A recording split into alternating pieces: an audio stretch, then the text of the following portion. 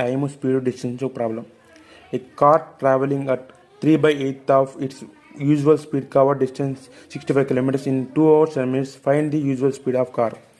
ఒక కార్ ప్రయాణించే దాంట్లో 3/8 వంతు ప్రయాణిస్తే 65 కిలోమీటర్లని 2 గంటల 10 నిమిషాల్లో చేరగలుగుతుంది. ఒరిజినల్ స్పీడ్ ఎంత కనుక్కోవాలి. మరి దీంతో అవసరం లేదు. Present 65 కిలోమీటర్స్ని 2 hours 10 minutesలో ప్రయాణించింది. అంటే ఆ స్పీడ్ ఎంత కనుక్కుందాం. First 65 kilometres distance by time. మనకి స్పీడ్ కావాలంటే డిస్టెన్స్ బై టైం. ఎంత డిస్టెన్స్? 65 కిలోమీటర్స్. టైం అనేది మినిట్స్గా, మనకి అవర్స్లో కావాలి. 2 hours 10 minutesని 2/1/6గా రాసుకోవచ్చు. 10 minutes 1/6గా రాసుకోవచ్చు. 6 2 12 + 1 13. 13/6. 13 1 13 5 ఇప్పుడు 6 అని పైకి వెళ్తుంది.